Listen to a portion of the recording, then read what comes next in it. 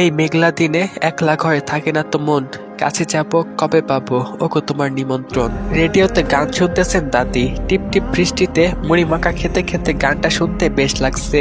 এর মধ্যেই আন্টির ফোনে কর্কশ আওয়াজে সবার মুড নষ্ট করে দিল। দাদি বিরক্ত হয়ে বললেন, মরার ফোনটা আসার আর টাইম পাইল না।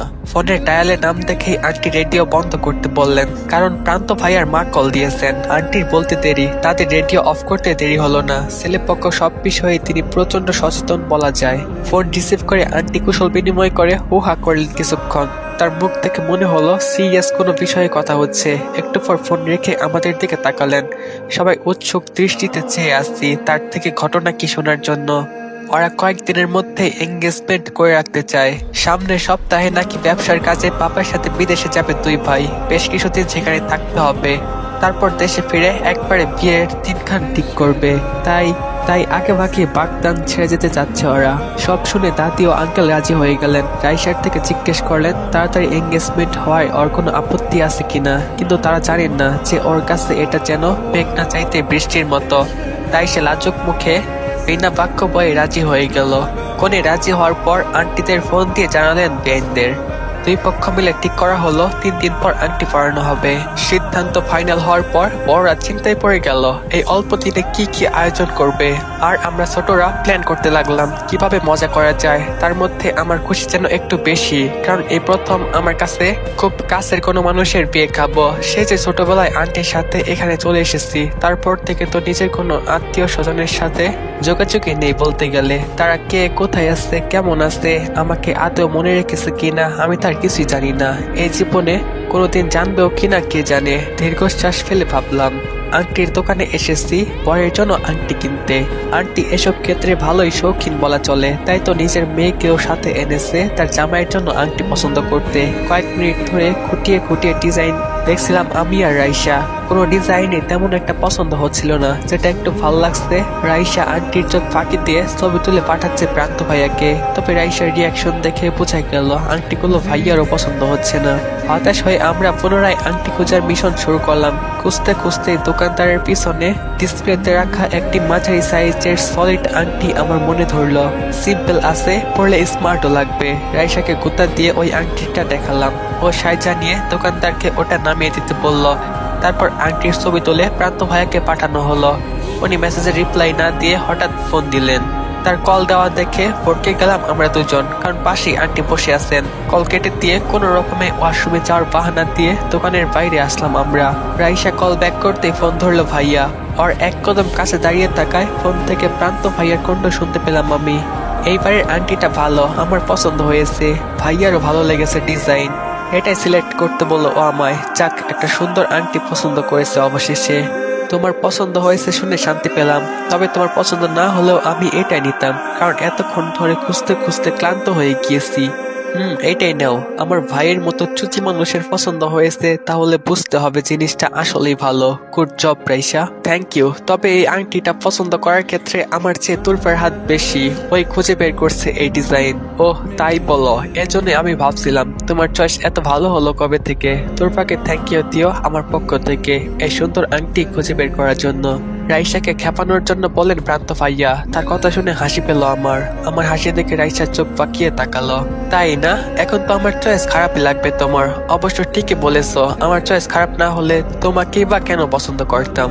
ব্যাস, শুরু হয়ে গেল ওদের খুনসুটি। আমি তাকিয়ে হাসলাম ওদের দিকে। আংটি কিনে বাসায় যেয়ে জোরে সোরে শুরু করলাম সবাই মিলে এঙ্গেজমেন্টের প্রস্তুতি। অবশেষে আজকে সন্ধ্যায় ওদের আংটি পরানো হবে। গত 2 দিন সবার উপর দিয়ে বেশ ধকল গিয়েছে। প্রচুর কাজ করেছি সবাই মিলে, একসাথে রান্না করেছি, আরো কত কি। আজ সকাল থেকে বাসায় মেহমান আসতে শুরু করেছে।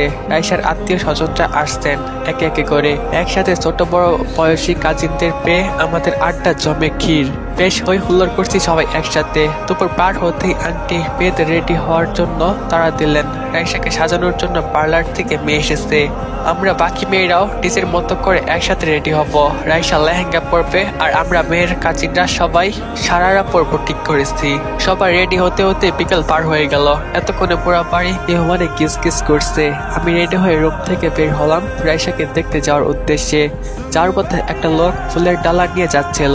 ডালায় এতগুলো ফুল যে তার চেহারাটাই দেখা যাচ্ছে না। তাকে সাইড দেওয়ার জন্য আমি যেদিক দিয়ে যেতে ধরি, লোকটিও সেদিকে যায়। আমি বামে গেলে উনিও বামে যাচ্ছেন, ডানে গেলে উনিও ডানে যাচ্ছিলেন। যদিও ভুলবশত তার সাথে আমার দিক মিলে যাচ্ছিল, তবুও বেশ বিরক্ত লাগলো আমার। 1 মিনিট দাঁড়ান, হয় আপনি আগে যান, না হয় আমি আগে যাই, নয়তো আমাদের কারোরই যাওয়া হবে না। আমার কথা শুনে লোকটা ডালা সরালেন তার মুখের সামনে থেকে। তাকে দেখে তো অবাক হয়ে গেলাম আমি। রায়হান ভাইয়া, অর্থাৎ রাইসার আপন ভাই, যে কিনা অফিসের কাজে ঢাকার বাইরে থাকেন বেশিরভাগ সময়। বুঝলাম আজ বোনের এঙ্গেজমেন্ট উপলক্ষে এসেছে। আরে তুরফা, তুমি কেমন আছো? অনেকদিন পর দেখলাম। আমি ভালো আছি ভাইয়া, আপনি কেমন আছেন? আর বাসায় কখন আসলেন? আর বললো না, আসছি ঘন্টা 2 হলো, কিন্তু এসে যে রেস্ট নিব তার উপায় নাই।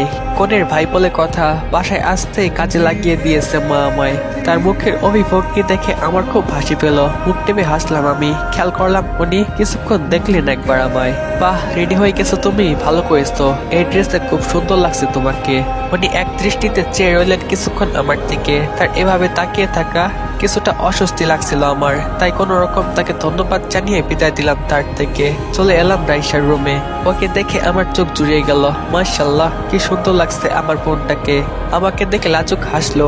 আজকে তো মনে হচ্ছে তুলা ভাইয়ের মাথা হ্যাং হয়ে যাবে। তোকে দেখার পর বিয়ের ডেট এগিয়ে আনলেও আমি অবাক হব না, তাই না? শুধু আমাকে দেখেই সবার মাথা হ্যাং হয়ে যাবে, তাহলে তোকে দেখলে ছেলেরা কি করবে? এই হালকা সাজে তোকে যা মারাত্মক লাগছে বোন, কেউ যদি আজ তোর জন্য বিয়ের প্রস্তাব দেয় তাতে আমিও অবাক হব না। আমার দিকে চোখ টিপ মেরে বলল। ওর কথা শুনে আমি চোখ পাকিয়ে তাকালাম। তারপর কিছু বলার আগেই আন্টি এলেন রুমে। আমাদের রেডি দেখে প্রসন্ন চিত্রে হেসে মাশাআল্লাহ বললেন। আন্টির থেকে জানলাম ছেলেপক্ষ এসেছে, বাইরে তাদের আপ্যায়ন চলছে এখন। একটু পর আমাদের ডাকলে যেন আমরা সব কাজিনরা মিলে রাইসাকে নিয়ে বাহিরে যাই। আন্টি রুম থেকে বের হতেই বাকি কাজিনরা এসে ঢুকলো। সবাই সমস্বরে উল্লাস করলো আর খেপাতে লাগলো রাইসাকে। সেই সাথে ছেলেপক্ষের মধ্যে কোনো ক্রাশ খাওয়ার উপযোগী ছেলে পাওয়া গেলে তাকে কিভাবে পটাতে হবে এটা নিয়েও আলোচনা চলছিল সিনিয়র কিছু আপুর মধ্যে। তাদের প্ল্যানিং দেখে যেমন অবাক হচ্ছিলাম আমি, তেমনি মজাও লাগছিল শুনতে। রাইসাকে নিয়ে প্রান্ত ভাইয়ের পাশের স্টেজে বসেছিলাম আমরা। সাথে খুব সুন্দর আয়োজন করা হয়েছে আংটি বোতলের জন্য। তার মধ্যে আজকে আকাশ পরিষ্কার হওয়ায় সবাই চিন্তামুক্ত। উপস্থিত সবাই ওদের জুটির প্রশংসা করলো। একসাথে ভালোই মানিয়েছে ওদেরকে। আন্টি একা হাতে সব কাজ সামলাচ্ছিলেন দেখে আমি কাজিনদের কাছ থেকে তার কাছে গেলাম। আন্টিকে কিছু বলার আগে প্রান্ত ভাইয়ার বাবা মা এলেন তার সাথে কথা বলতে। তাদের দেখে বুঝলাম দুই ছেলে কেন এত সুন্দর। এই বয়সে বাবা মা এত স্মার্ট, এজন্যই প্রথমে ছেলেগুলো একদম ওই রকম হয়েছে তাদের। আরে বিয়াইন, কি দরকার ছিল এত কষ্ট করে সব আয়োজন করার জন্য? আমরা কমিউনিটি সেন্টারে করতে পারতাম অনুষ্ঠান। না না, কোনো অসুবিধা হয়নি আমাদের, বরং আমরা উল্টো খুশি হয়েছি নিজের মেয়ের জন্য নিজ হাতে সব কাজ করতে পেরে। হাসি মুখে বললেন আন্টি। আচ্ছা, আপনার বড় ছেলে যে এলো না এখনো, ও কখন আসবে? প্রসঙ্গ পাল্টে পূর্ণ ভাইয়ের কথা জিজ্ঞেস করলেন আন্টি। পূর্ণ অফিস থেকে ফেরার পথে আমাদের ছেলে মেয়েকে পার্লার থেকে নিয়ে আসবে। ওরা কিছুক্ষণের মধ্যে চলে আসবে। এই ছেলেটা আমাদের কাজ পাগলা, বুঝলেন ভাবি? সারাদিন অফিসের কাজে ব্যস্ত থাকে, বিয়ের জন্য রাজিও হয় না। ওকে নিয়ে যে কি করবো আমি? পূর্ণ ভাইয়ের মায়ের কথা শুনে অবাক হলাম আমি। তাদের একটা মেয়েও আসছে, এটা তো বলেনি রাইসা। যাই হোক, ওর ননদ থাকতেই পারে, আমার কি? হঠাৎ দেখি প্রান্ত ভাইয়ার বাবা আমার দিকে তাকিয়ে আছেন, মনে হয় কিছু বলবেন। আমার ধারণাকে ঠিক প্রমাণ করে কিছুক্ষণ পর তিনি আন্টিকে বললেন, এই মেয়েটা কে ভাবি? আপনাদের আত্মীয়? সেদিন আপনাদের বাসায় এসে তো দেখিনি। আঙ্কেলের প্রশ্ন শুনে আমি অস্বস্তিতে পড়ে গেলাম। যখনই কেউ আন্টিদের কাছে আমার পরিচয় জিজ্ঞেস করে তখন আমার খুব খারাপ লাগে। আন্টি যদিও খুব সুন্দর করে আমাকে তাদের মেয়ে পরিচয় দেন, তবুও আমার খারাপ লাগে। আলাদাভাবে কি কোনোদিন নিজের আসল পরিচয় হবে না আমার? আন্টি কিছু বলার আগে হইচই শুনতে পেলাম আমরা। এগিয়ে গিয়ে দেখি পূর্ণ ভাইয়া এসেছেন। অফিস থেকে আসলেন, সেটা তার ফর্মাল গেট আপ দেখে বোঝা যাচ্ছে। পাশে দাঁড়িয়ে একটি সুন্দর মেয়ে, বয়স বেশি না, আমার চেয়ে ছোট হওয়ার কথা। বুঝলাম এটা ওনার বোন হবে। আমি এগিয়ে গিয়ে রাইসার কাজিনদের সাথে যোগ দিলাম। ফিসফিস শুনলাম দুই আপুর মধ্যে, এই তোরা কেউ নজর দিবি না, বুঝেছিস? এই হ্যান্ডসাম এখন আমার ক্রাশ। পূর্ণ ভাইয়ের দিকে ইশারা করে ছোট যারা ছিল তাদেরকে হুঁশিয়ারি করে দিলেন কাজিনদের সিনিয়র সামা আপু। এটা ঠিক না আপু, এরকম কিছু তো আমাদের প্ল্যানে ছিল না। ছিল না তো কি হয়েছে? এখন তাকে দেখে আমি প্ল্যান চেঞ্জ করেছি। সবার আগে তার নাম জানতে হবে, তারপর কথা বলার চেষ্টা করতে হবে। কিন্তু কিভাবে নাম জানবো বুঝতে পারতেছি না। আমি ওদের মাঝখানে ঢুকে আস্তে করে বললাম, ওর নাম পূর্ণ। আমার কথা শুনে সবাই চমকে আমার দিকে তাকালো। আমি তাকে চিনি কিনা জিজ্ঞেস করতে লাগলো। আমি মাথা নাড়তেই ঘিরে ধরলো তারা আমাকে। তবে আমি বেশি কিছু বললাম না, শুধু এইটুকু বললাম যে উনি পাত্রের বড় ভাই, তাই নাম শুনেছি। সামা আপু আমার উপর খুশি হলেন। এখন পূর্ণ ভাইয়ের সাথে কোন বাহানায় কথা বলবে ভাবতে লাগলেন।